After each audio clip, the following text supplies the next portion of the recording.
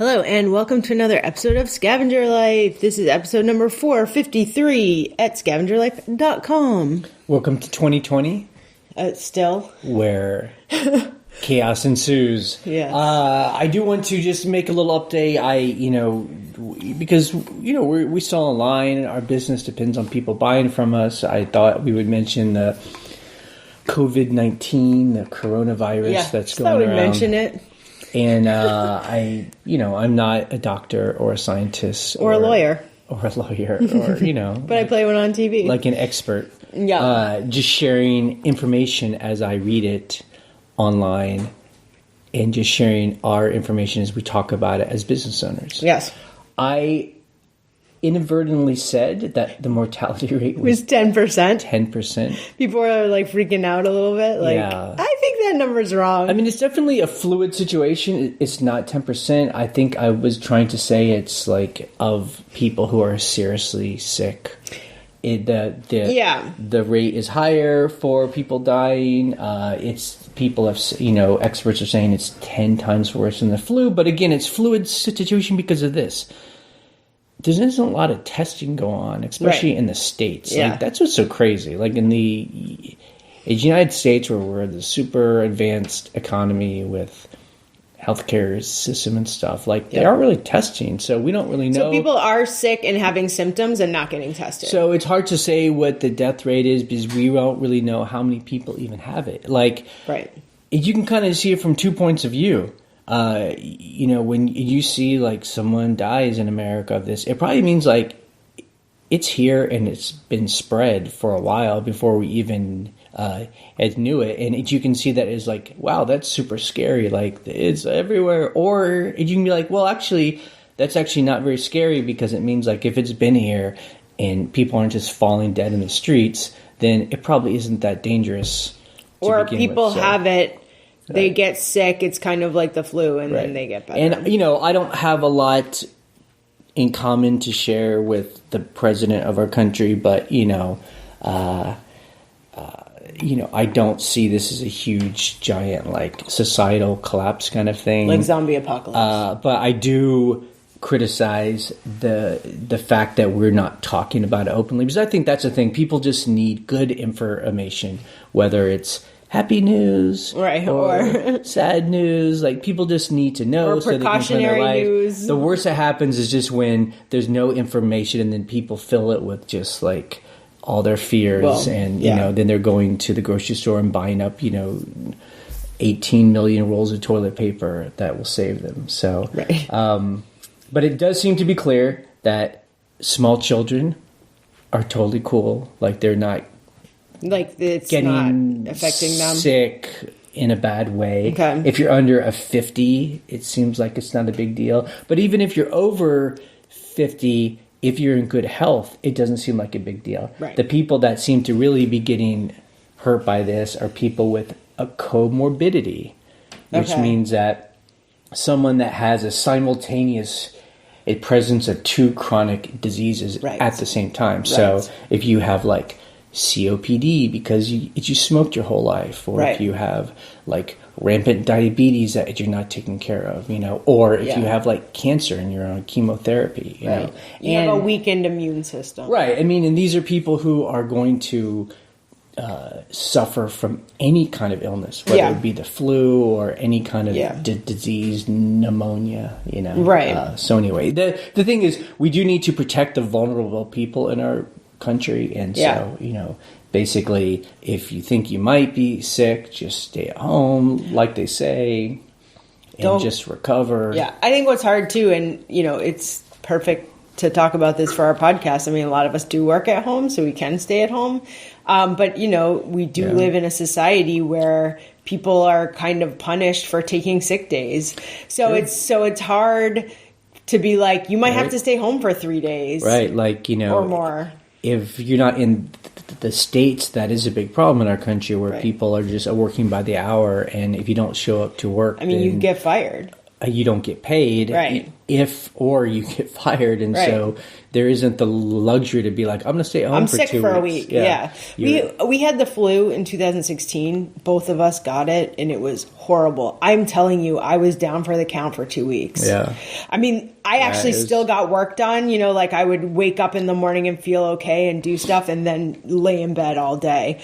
But you know, it's one of those things where you're like, if I had a regular job, would I be able to be out for 2 weeks? Which would be good because I wouldn't infect anyone else with the flu. But it's tough. It's a tough call. It definitely shows holes in our healthcare system. Absolutely. And, you know, if people have to pay, because it's still unclear, like, where do you get tested? If you think you're sick, do you have to pay for that? Is it covered by insurance? If you have to pay for it, then people probably won't get tested. And then if you're not tested and you have it, but you're still walking around, it's a big problem. So those are the things that we need our government to figure out and to set up a system to do that. But the good thing is, the more I read about it, and the more information I get, I'm not as worried about it as like some kind of societal issue. I'm more worried about, like, as a business owner, people's reaction to it. If people are staying at home or not buying or, you know, not traveling, because we do have vacation rentals. Yeah, so, that's something we were worried about. You know, are people not going to travel? Although I feel like our place would be good because it's like secluded from like society, cities, so and come out and hide in our place. Right, come out and hide in rural America. And really, it's a virus, so this isn't something that's like magic. That like if someone has it and looks at you, you're gonna get it. Sick. It comes in through your nose, your mouth, and your eyes. Okay. So that's why don't touch your face. Everyone is saying clean your hands all the time, and don't touch your face. Which is, I know, hard to do because I'm a big face toucher out in public. And to keep distance from people that you think are sick. So, and they say, you know, a meter, which is 3 feet. So they're like, stay a meter away. And everyone in the U.S. is like, how far is that? Like, we have to travel for a job in early May. Yeah. And so far it's salon, and I mean, I'm going to do it. I mean, that's just some new information. But as of now, I don't see any problem with flying on a plane. Right. Well, we had a friend that flew from New York to California. She said the plane was absolutely empty, but she was like, I have to go, you know, like they disinfected. Everyone has hand sanitizer. I think we're going to be okay. I mean, you know, like, again, with like more information, then people can kind of like relieve the tension by making jokes. I see online, people are like, this is the best time to take a vacation. Oh, like nobody's around. That's awesome. Like start shopping for bathing suits and taking like big, you know, vacations. Well, we had to go into like the next big town over yesterday to Walmart and Lowe's and places like that.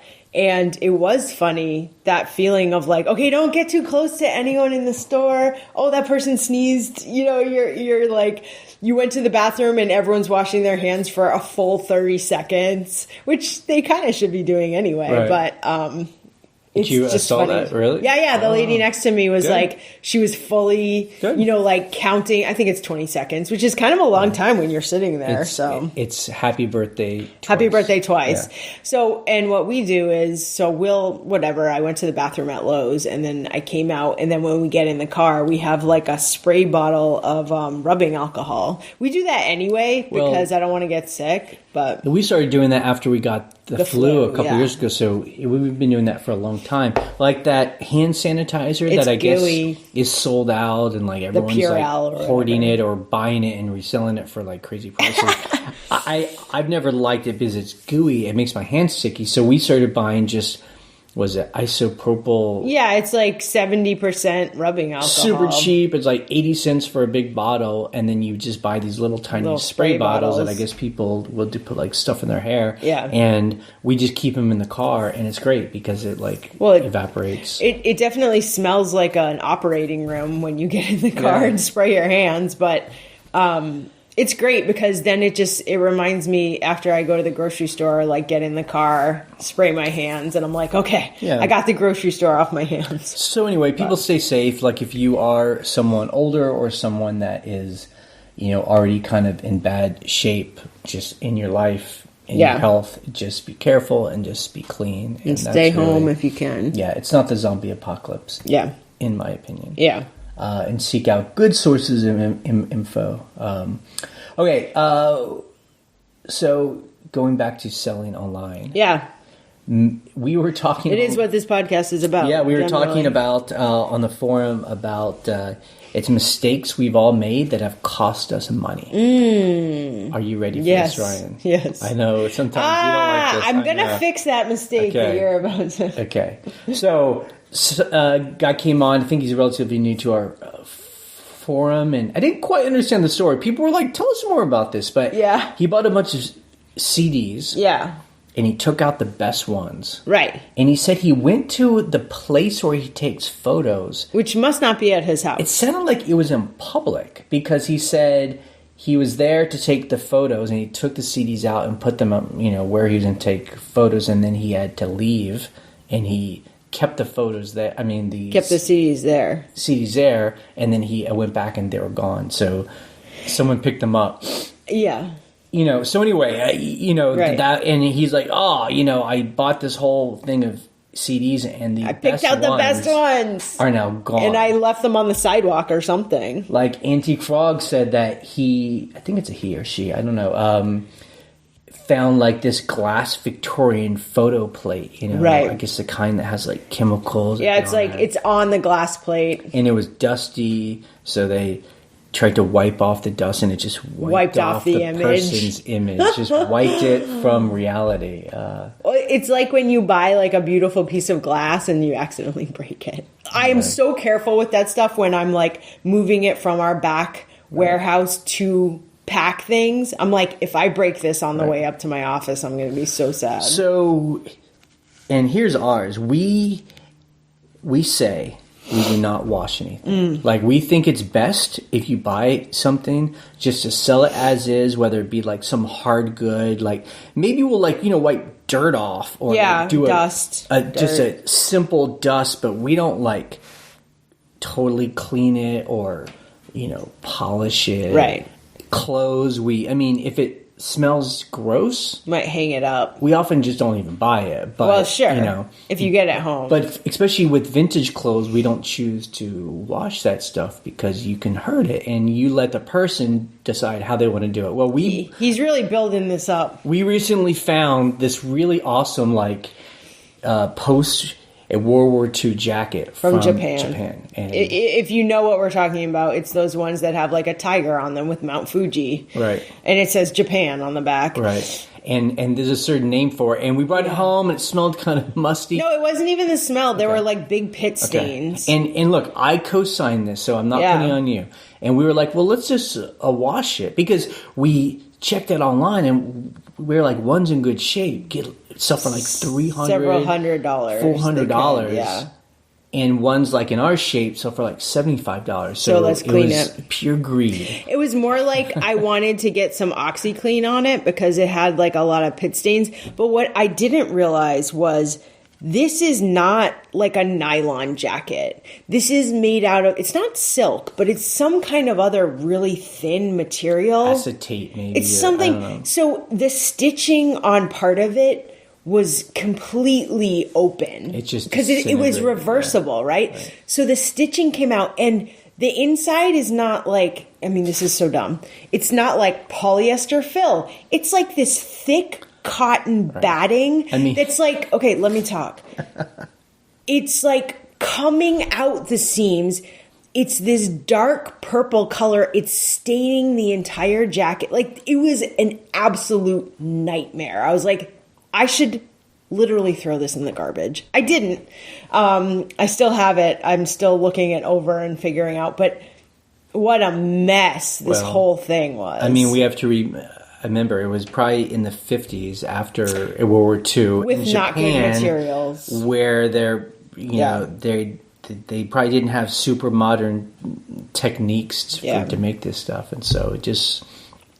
All mistakes are expensive. It was in bad shape to begin with, and we thought we'd make it better, and we made it worse, and we made it almost unsellable. And my thing is then, I was just like, let's just get rid of it. Why don't we? Like, it just sits there and stares at you, reminding you of the mistakes. I think there's some parts of the fabric that could get reused, like the patches, like someone could, Or, you know what, if you want to do it, you should just do it today. Just snap a couple photos of it and just say, distressed, damaged, as is. Yeah. And maybe someone might pay $30 for it. Like just a quick get it out of the house. But I don't think it's a good idea to just have it sitting there. It's reminding us of our past sins. Moving on. This is not a conversation I want to have for 25 minutes. Okay, great. It's an important... Now, as eBay sellers, this is important to talk about. Were there any other examples? I was trying to think, like, was there stuff that you're like, oh, I shouldn't have done that to that item? Like, I think we've been pretty good. I mean, maybe in the early days. Yeah. I mean, my thing is, I don't think we've done it a whole lot where we've done something where the piece is damaged. Yeah. But, I've gotten old, like, hard goods and maybe cleaned it too much, and you take off the patina. And someone might have wanted that. It's not a ruined item, but you've changed the item where someone actually wants it to be, like, old. I can think of, like, we bought a lot of, like, 10 porcelain vases. They were Japanese and Chinese, like, Asian vases, and we packed them pretty well, but one of them broke. And that was a bummer, because I was like, oh, it was one of the kind of nicer, bigger ones, but it was like, there's no way I could have got that home without that thing breaking. Like, it was inevitable. So, there's stuff like that where you're like, oh, I didn't even get it here. It didn't even make it home. Yeah. But okay, so something else, we've been talking about this new in the spring seller update 2020. eBay has this new thing about returns, 30-day returns. Oh, okay, And we were kind of talking about that, and people are like, so what is the actual timing? Can someone open a case on the 30th day, and then they get like another 2 weeks, and then another 5 weeks? And so someone posted, it was like some Facebook posts. Okay. I don't know. It's like, this is like, I saw that. Is this real information? Right. So it says this. I spoke with a rep a little higher up to get some returns closed, and he had read from a script on this new policy. Okay. If there's an eBay generated label and the buyer doesn't print the label, it's closed after 10 days. So if they automatically? Automatically. If there's an eBay generated label and the buyer has printed it, then that gives them an extra 5 business days. Okay, so 15 days. So so he says, I suppose that's a 15 total business day. If no label is given, then the case is closed out in 35 days. Wait, Cases will close automatically with no more calls. It will automatically remove any bad feedback when the case closes. Yeah. So I think I've seen that happen. So, I mean, my issue is this, which I always say. It's great when, like, you get on the phone and someone tells you that, and maybe they have a script, and maybe it's official, but just like, you know what? Put it in writing. Just put it on a page. I want to go to ebay.com so I know and the just rule. Say what the rule is. So because just clear. I have to be reminded. Right. Like, I'm not going to remember that. Yeah. So just to clarify, the example where they say no label is given, that's when the buyer is like, I bought this by mistake, it doesn't fit. They basically blame themselves. Right. They're not like, oh, the buyer said INAT, it's INAT, it's damaged, blah, blah, blah. So that's an example of that. So I guess they have 30 days to, like, go to the post office and buy a label and put the tracking in. So. I mean, I guess people who sell clothes are the most sensitive to this because of the renting of clothes on eBay, and, that is the most frustrating. I think for us, we aren't as clothes heavy anymore, so But we get that stuff for all kinds of items. Right. And so, you know, it is what it is. And, you know, and for us, we know it's a choice. If we don't want to take returns, then we just have no returns. Although you are forced to take a return if someone says an item is defective or damaged. There's no way to actually have a no returns policy on eBay. Like here's an example as a buyer. I bought an item. It's an electronic item.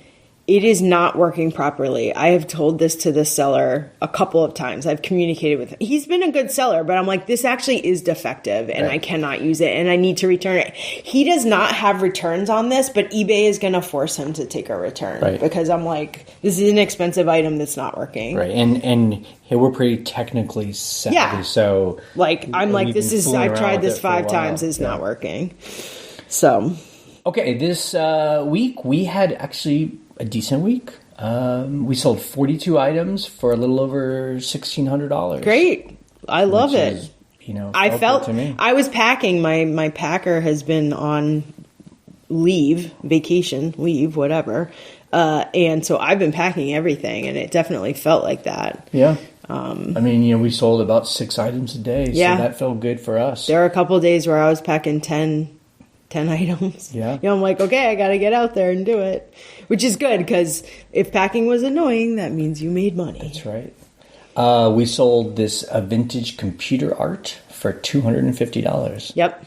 It actually was bought by someone we know by pure coincidence. I mean, what a coincidence. It was like someone we knew from a long time ago. Yeah. And I actually sent him a note like, hey, it's us. You bought this from us. And he was like, hey. And it was really not a big deal. Well, it wasn't a big deal, but it was one of those things like someone from a past life. And you're like, hey, I haven't talked to you in a long time. What's up? He did not know that we sold on eBay. Yeah, I mean, it's pretty funny. That's happened before. But the cool thing is, this art was something we bought it about a year ago at an auction. Yeah. We spent about $300 on all this art, on different pieces of art. And so this one piece of art kind of sold for almost the whole... Paid for all of it. All of it. And a lot of that art we had put up in one of our rentals. 3 or 4 pieces we've used. So it looks really cool. Yeah, so the great thing about that art that we bought was that we were planning on using it in our other businesses. So that was kind of like nice that some pieces paid for the pieces we wanted to use ourselves. So that's a Shampoo and Booze tip of the day. Yes. Make your place... Cool. Original by putting up original artwork. From auctions or estate sales. Auctions or estate sales. Or thrift stores. Don't just go to IKEA and buy that stuff that they just like where people are like, that's an IKEA piece of art, you know? Yeah, although there are some pieces from IKEA that I love. Yep. But sneak them in there. I sneak them in. That's right. Yeah. We sold a footstool for $125. What it is a footstool. It's used as a footstool, but it's an old camel saddle. We have 2 of them. Right. People sell them for a lot of money. For some reason, mine have been taking a really long time to sell. But how much was that? $150? $125. $125. Okay. Look, I was thrilled.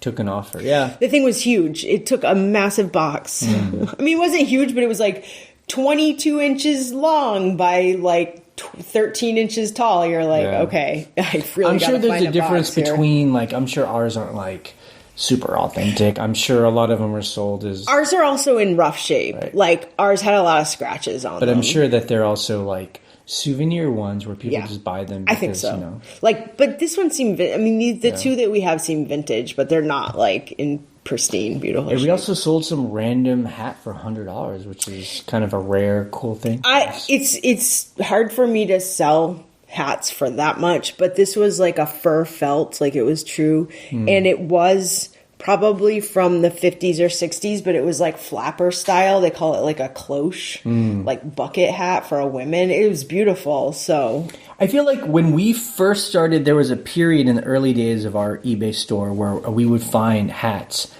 especially, men's hats. And I don't mean ball caps. I mean like fedoras and... Lots of fedoras, fur felts. And we would find them and we could sell them for a lot of money. And either 2 things have happened.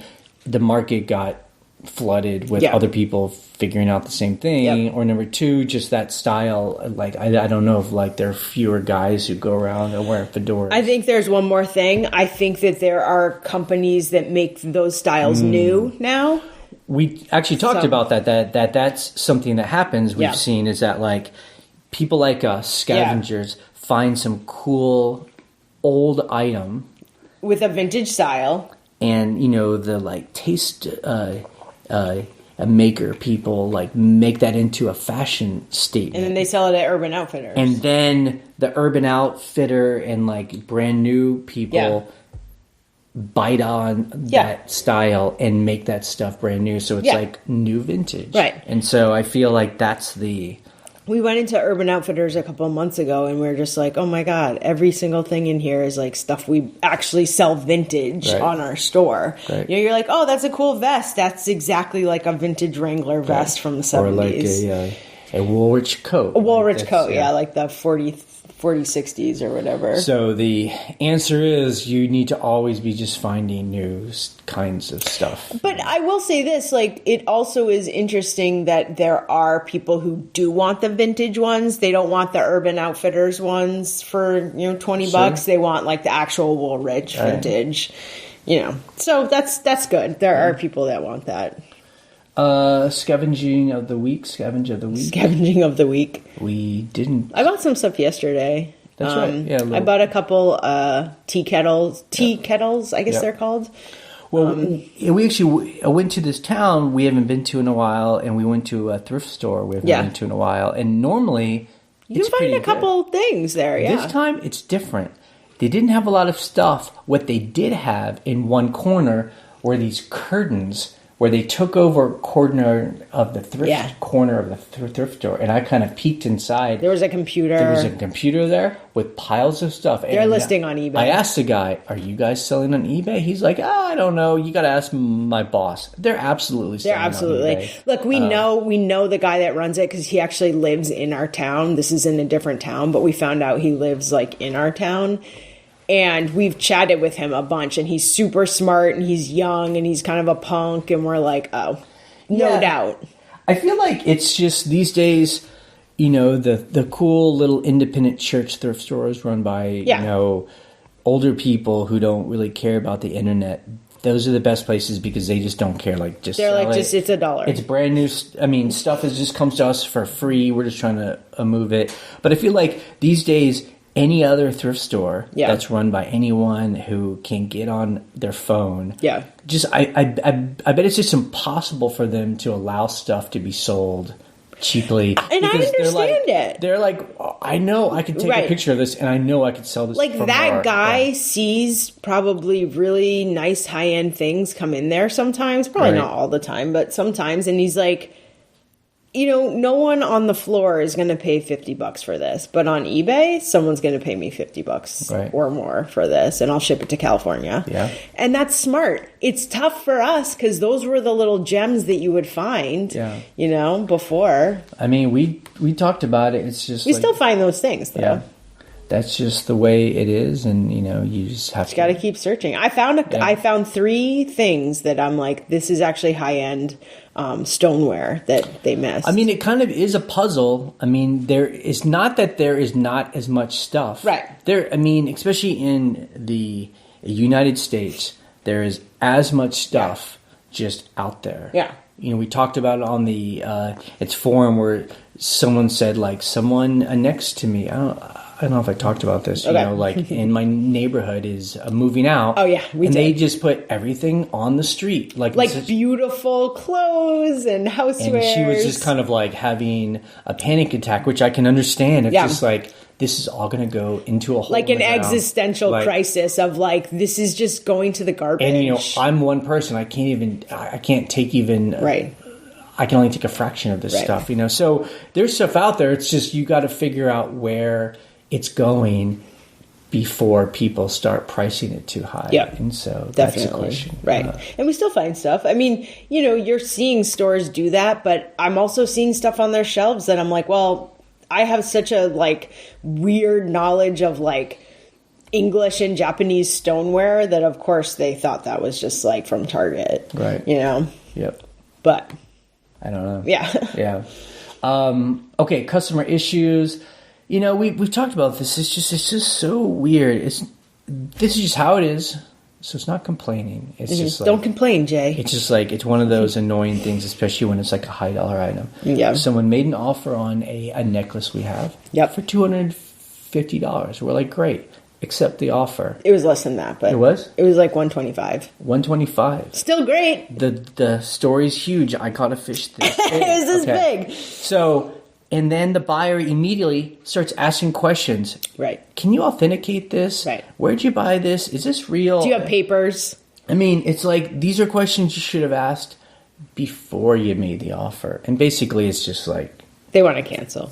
Yeah, like, we can't give you the information you want. If I could authenticate this, and I wouldn't take $100. And it would have was, this would be like $1,000. So anyway, we just canceled. Well, what was tough about this one, and you and I had like a little discussion about it, Tell me about the discussion. Well, she had this whole excuse where she was like, "Oh, I asked a different seller these questions, and then I put an offer on yours, thinking it was the same one." I feel like I hear that a lot, where they'll come back and be like, "Oh, I don't want yours." Right. You know, and you're kind of like, should I get, so the discussion we were having, should I, in air quotes, punish them and do an unpaid item case, or should I fulfill their wishes and cancel and relist because that is the strange thing. People say, well, I just want to cancel. And it's like, well, go ahead and cancel. Like, I don't need to do it for you. And if you can't do it, then just allow the unpaid item. I think I'm tired of that game. I'm just like, if someone wants to cancel, it's like, don't play the game, because it's like, it's so annoying. Even matter. Yeah, like, I had that happen a week ago with this blanket. This woman wouldn't pay. Sent me all these reasons why she couldn't pay. It's a $30 blanket. So I was like, you know what? I'm just going to let the unpaid item, because actually she was messaging me right before it was going to open. And I was like, well, I'm just going to let this open. Day later, after it's open, she pays for it. I send it to her. I'm like, okay, she pays. She didn't say pay for it, cancel, blah, blah, blah. Send it to her. She immediately opens a return. And then the next day doesn't print a label. Like, I provide the label, all the things. She closes it and keeps the blanket. So you're kind of like, it's kind of like a mind game. You're like, do you want it or do you not? You do, you don't. You do, you don't. Right. Like, who's covering the cost here? Yeah. So it's a little bit crazy. I think sometimes. That my new corporate policy is just like, just cancel it. Don't deal with those people. Yeah. Like, cancel, block them. Don't deal with those people. Right. It's a good, I think that's what I need to do. I do understand that the unpaid item, whatever was it, the black mark, the strike, is good for sellers on those kind of buyers that are flaky, because those of us that have you can't buy from me if you have 2 of those in 6 months, it punishes the buyers. Like, most people have that turned on. Right. And but at the same time, it's just not worth it. Okay, other things we learned in the forum. Someone was asking about, like, ball caps, or those, vintage... Like the trucker caps. It's mesh trucker caps. And we have experiences. So those really weren't built to last. So, and a lot of them are stored in people's attics, from the 70s. Right. And you get them, and that foam inside is just disintegrating. It's just dust. We would call it devil's dust. Yeah, it's called devil's dust. I mean... we didn't come up with that. Someone else came up with that, because it's awful. Where you shake it and it's just dusty. And you can. The good thing is about items like that are clothing, you can wash them and dry them, and it gets rid of a lot of that stuff. But then it's gone. Right. And so the person's question is, how do I sell these things? Yeah. Like, he's like, this thing is worth a lot of money. Yeah. But it's like disintegrating, and so you can vacuum. Yeah. Get like a shop vac and just vacuum until it's not shaking out, or you can put it wash it on gentle. The problem is that this foam often is the structure of the hat. Right. It keeps it on your head so it looks good. So once you wash it or get rid of that foam, it's just fabric sitting on your head. It's fabric, so when you wear it, it doesn't really sit right. So my thing is this: it has to be worth a lot of money. Yeah. To like sell the hat in that condition. And we always let people know this is not going to sit well on your thing. We try to show it that way. And some other people in the forum said, some people buy these things and they tack them up on their wall. It's decoration. Yep.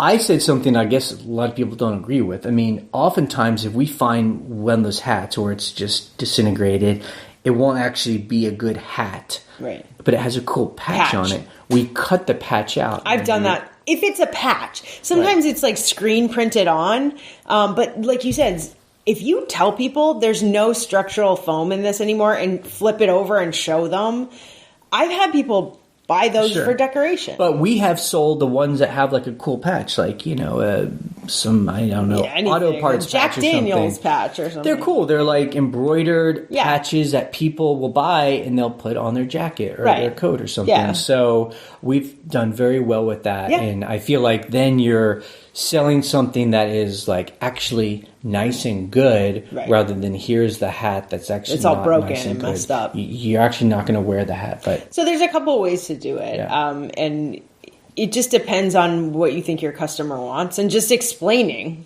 what the item is. I think the longer we've sold on eBay, we are not as forgiving as to what we sell. Yeah, sure. Like in the early days, we were selling stuff with holes in it, damage. Like the description would have to it was so long. Right. Well, we said if there are more than several flaws on something that's not very special, like the sweater I'm wearing right now, that we usurped from our inventory because it was so bad.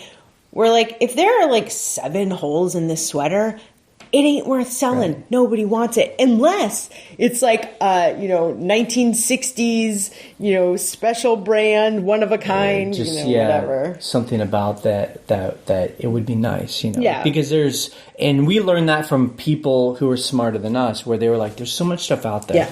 Just pass over the stuff that's junk. Just if it's go junk, for stuff it's junk. That, maybe there's one thing that you have to say there's one spot here. Yeah. But if you have to start saying there's a spot here. Here. There's 7 photos. There's a button that's gone. Yeah. So it's not even worth this is a garbage jacket. Right. Get rid of it. Even worth it at that point. Right.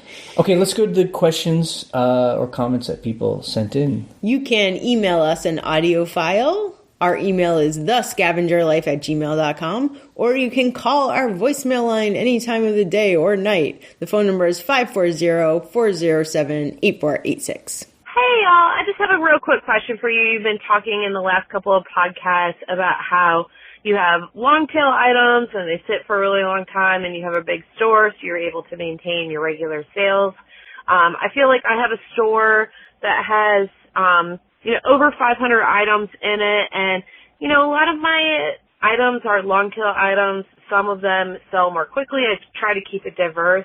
But on the other side of things, I was wondering maybe how many items are you listing every week? They always talk about how listing triggers the algorithm and, keeps your store sort of active. So even though your store is sort of set and you guys have taken a little break, can you kind of let us know about how many new items you're listing every week to sort of, keep things going? Appreciate it. Thank you very much. So this is a good question. Yep. That people have this, I don't say it's a conspiracy theory, but people have a hypothesis that if you're always putting a new stuff up, the eBay algorithm likes that and then supposedly will take all of your items and put them higher in search. I will co-sign that hypothesis just because even if it isn't true, it's good to put more stuff up no matter what. So if that's a motivation people need, one thing about us having a large store is it buys us our time. Yeah. So we can sit on it. We've talked about 2019 for us was a busy time doing many other things other than eBay, and even though our sales kind of dropped for other reasons that we've all talked about. Yeah. We didn't spend a lot of time putting new stuff in our store, and our inventory just kind of fed us fairly stable income. Yeah. So another thing that I like is when my helper's here. So last week, my helper who does photographs couldn't come. She had something else to do all week. But I had like a backlog of stuff to list. So I was listing stuff all week. I would say I list between 20 to 50 things a week still when she's around and active and here and, you know, we have stuff to give her. So it's not like I'm not listing anything. And actually last year, there were very few times that we took a break of not listing. I mean, we always had stuff for, like I basically keep a spreadsheet of every time she works so that I can just keep track of her hours. And she worked a lot last year, most of last year. So, you know, we do keep a steady, you know, it's not like hundreds of things, but 20 to 50. Yeah, I guess, you know, we always have to, you know, I say we aren't, you know, we're kind of stepping back from our store and allowing it to go. I mean, that's not right. I guess it's in comparison to what we used to do. It's not gangbusters. When we were building our store inventory, we were putting up 200 items a week. I mean, we were just like, it was like as much as possible. Yeah, like the main job was to photograph and list. We didn't have any other jobs. Now it's like, you know, I know you kind of sneak it in. I fit it like this morning right before this podcast. I was sitting here drinking my coffee and I was listing stuff. Right. Basically, I go through the scheduled listings and I'm like, okay, what's interesting? What do I want to go research? Okay, throw this up. A couple T-shirts, couple whatever. So, you know, when our manifesto that we have, when we started, we were like, you know, if you want to do this seriously, do 20 items a day. Right. Like, we're not doing that anymore. We're like 20 items a week. Yeah. You know, I think this week we did like 30 items or something. Yeah. So we're slowly feeding our store. Like, so we have, you know, 88,000 something items. I think every year we sell about a quarter of our store out, you know. It's about 2,000, 2,500 items. That's great for me. And you know? So our store inventory stays about the same, about 8,000. Basically, we sell what we stock. Like we probably stock that much and we sell that much. You know, some of it's old, some of it's new. And I guess for like, know, a bigger store, a big commercial company, I mean, they want to like sell out of their inventory like 5 times over. Yeah. I mean, it's just not, that's not what we're doing. But yeah, I mean, I don't know. It's tough. Like, I know it's no fun to sit on items for a long time. And if you have, you know, a smaller store, I mean, it's hard to say that 500 items is a small store. But these days, it's not gigantic, you know, because there are 10,000. more and more people. So it's not easy to sit on items for years at a time. But you know what also I noticed? This is another weird theory, hypothesis. If I haven't shipped in a couple days, say I couldn't ship on a Saturday and I'm shipping either Sunday night or Monday morning, I feel like once I've shipped stuff and eBay's like, oh, you shipped your stuff starts selling again. Yeah. But that's just me. Maybe that's just a time thing where people are buying on a certain day that I'm shipping. If we go out into our inventory and touch items. And then they sell. They sell. So we need to go out there and like touch some items. That happens very rarely, but you'll see something in a bin that's super old and you're like, oh, this thing. And then it'll sell the next day and you're like, what? Yeah. I mean, I just think really the thing is, like, if you want things to sell fast, you have to spend more time scavenging and researching and finding items that will sell fast. That's just the way it is. That's just what it is. Yep. That is it for calls. Wow. That is it. Cool. This blog we talk about is scavengerlife.com/forum. If you want to hang out on the forum, so sign up. And we encourage you to jump on, you know, participate, but also it's always nice if you introduce yourself. Like, that's always a good thing. So that way people know who you are. And when you ask a question, then people kind of know where you're coming from. You can call and leave a question or comment. Our phone number is 540-407-8486. We post this every Monday morning. Or Sunday night if you're lucky. But definitely by Monday morning. On Wednesdays, you can watch What's Sold. Steve Schultz. From Steve Schultz. He shows the kind of stuff that he sells. And he definitely has kind of like a longer tail He's store. like us, you know. But he also doesn't have a large inventory. He just does really well. I know. But he just has a really good eye. Your other podcast? Other podcast, shampooandbooze.com or youtube.com/shampooandbooze. New episode this week, soon. It's a video podcast. Yes, it's a video podcast. Yeah. My sister Ashley and I talk about short-term rentals and Airbnb design and operations. Yeah. Go subscribe. All right. Check it out. Yeah. Okay, this podcast is ending in 3, 2, 1. Sell trash, be free.